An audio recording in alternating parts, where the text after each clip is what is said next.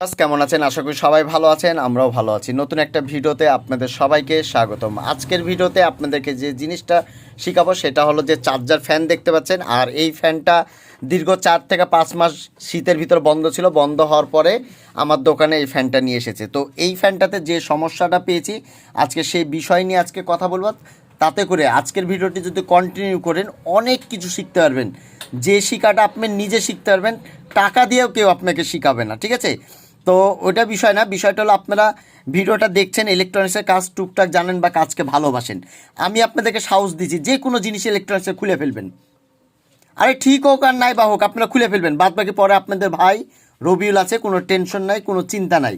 তো এখন হলো আমরা এই 6 ভোল্টের একটা ফ্যানের এইখানে দেখতে পাচ্ছি একটা হলো চপার বা এসএমপিএস সার্কিট, যেটা চার্জিং সার্কিট, এটাকে চপার বলে। এসএমপিএস চার্জিং সার্কিট 7.8 ভোল্টের।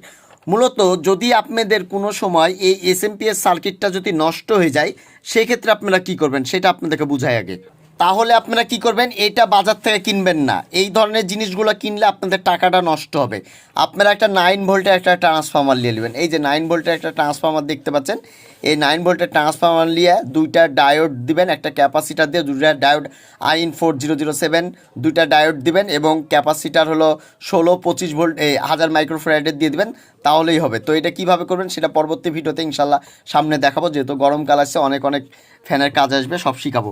তো এই ধরনের এসএমপিএস সার্কিট নষ্ট হলে লাগাবেন না। এবার আসি মূল কথা। আমরা চার্জ দিতে দিতে অনেক সময় কী হয় যে আপনাদের এসএমপিএস সার্কিট কিন্তু নষ্ট হয় না।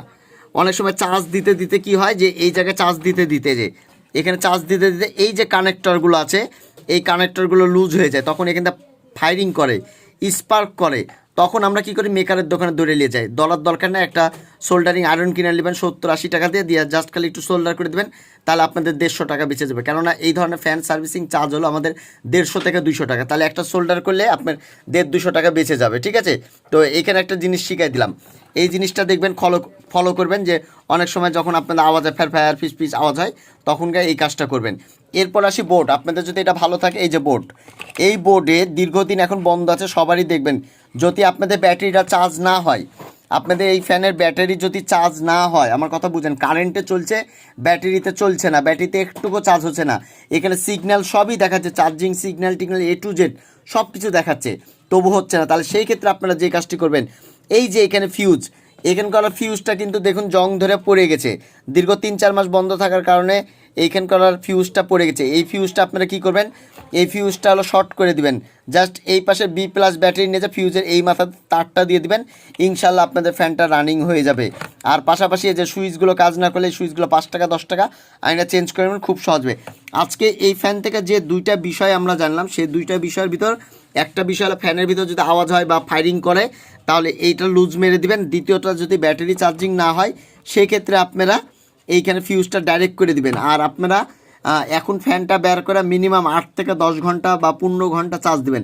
যারা গত বছর ফেলে রেখেছিলেন, এই বছর গরমে বের করছেন, তারা 15 থেকে 16 ঘন্টা বা এরকম 10 ঘন্টা চার্জ দিবেন, তাহলে ইনশাল্লাহ আপনাদের ফ্যানগুলো আবার পুনরায় ব্যবহারযোগ্য হয়ে যাবে। তো ভিউয়ার্স, আজকে এই পর্যন্তই। আবার আগামীতে কোনো নতুন ভিডিও দেখার আমন্ত্রণ রইল। আসসালামু আলাইকুম, সবাই ভালো থাকবেন, সুস্থ থাকবেন, ধন্যবাদ সবাইকে।